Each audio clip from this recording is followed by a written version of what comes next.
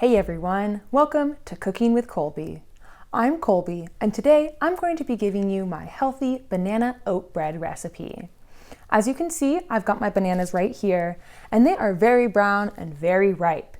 We actually want our bananas to be brown and ripe like this because they're going to have a lot of sweetness and a lot of delicious banana flavor that is going to contribute to a really wonderful banana bread. At our Choice Pantry in Eureka, we've been giving out lots of bananas recently, and maybe you ran out of time to eat them before they turned brown like this, but whatever the reason might be, if you've got brown bananas, I've got a recipe for you.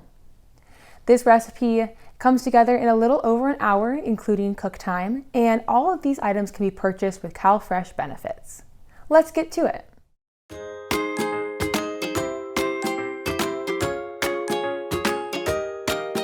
Start by preheating your oven to 350 degrees Fahrenheit.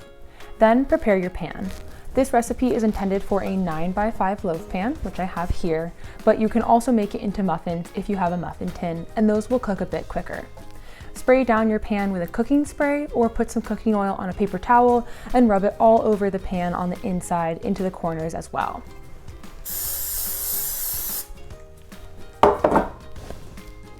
First, we're going to mix together our dry ingredients. In baking recipes, you'll often notice that they tell you to mix your dry ingredients in one bowl, your wet ingredients in another bowl, and then add the wet ingredients to the dry ingredients. The reason for this is that it incorporates everything a little more evenly. But if you're in a time pinch or you don't have a lot of space, it's okay to omit that rule. In that case, add your dry ingredients together in the bowl, mix them all together, and then add in your wet ingredients one by one, mixing them as you go. First, we're going to add in 1 cup of oats, followed by 3/4 cup of whole wheat flour. The oats are going to add a bit of texture, and like the whole wheat flour, they are a whole grain. So this is going to provide a more consistent, long-lasting energy supply than if we were to use just plain white refined flour. It's also going to lower the glycemic index a little bit. Next, we're going to add in 1/2 cup of white flour. If you do love whole grains and that kind of texture that's a little thicker, feel free to use a 1/2 cup of whole grain flour instead of the white flour. Next, we're going to add in 1/3 cup of brown sugar. We're going to follow that up with 2 teaspoons of cinnamon, and 1 teaspoon of baking powder and 1 teaspoon of baking soda. And lastly, 1 teaspoon of salt. Grab a whisk or a fork or a large wooden spoon, and we're going to stir it all together. If you see any clumps, make sure to whisk those out so everything is nice and evenly incorporated. Now it's time to mash our bananas. If you're in the kitchen with a kid, this is a great activity for kids to do. So obviously peel off all the skin, pop them into your bowl. You can see these ones are nice and soft. And then we're gonna mash.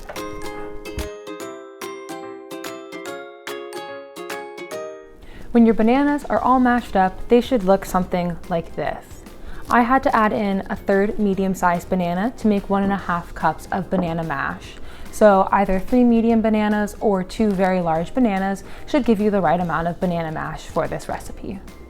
Here I have my wet ingredients, and as you can see, they're already all mixed together. I had a little bit of a technical difficulty, and it happens to the best of us.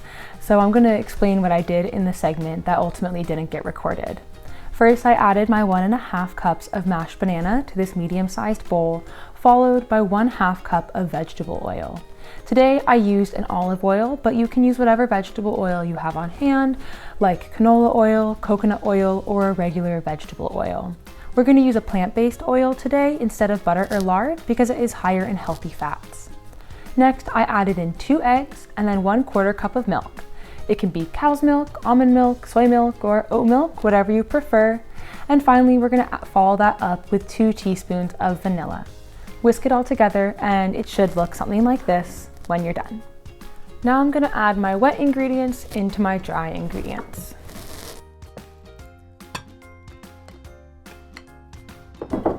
Then mix it all together with a spoon. I've switched from a whisk to a spoon because a whisk is pretty delicate and this batter is going to be rather thick.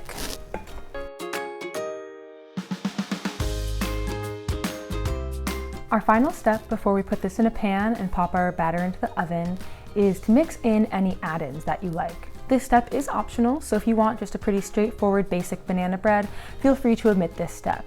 Today, I'll be using a semi-sweet chocolate chip, but you could also add in nuts or dried fruit. If you do go for the chocolate chip option, try to tend toward a semi-sweet or dark chocolate chip over the milk chocolate, as these ones will have less sugar. So add in whatever add-ins you're going to use. Give it a good stir, and then we'll put it in the pan in just a minute. Pour your batter into the loaf pan, or muffin tin if that's what you're using.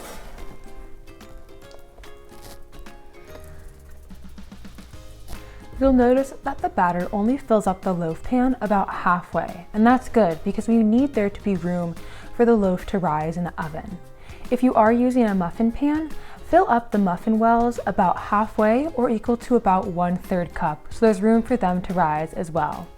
The loaf is going to cook for 45 to 60 minutes, and I like to start checking it around 30 minutes.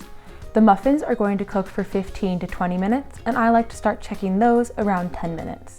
When you insert a knife or a toothpick into the loaf or your muffins, and it comes out clean without any runny batter on it, that's how you know they're done and it's time to pull them out of the oven. Now here is our final product.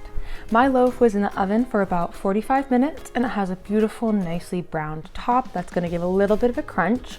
Make sure to let your loaf sit for at least 15 minutes to cool after it comes out of the oven before you cut into it. Mine has been sitting for about 20 minutes, and let's cut into it and see what it looks like.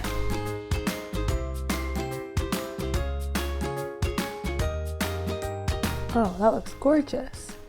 The first piece always comes out looking a little rough, but you see all the steam coming off of it. It's cooked through, but it's still very moist, so I'm gonna put it on my plate here, and we'll give it a little bit of a try.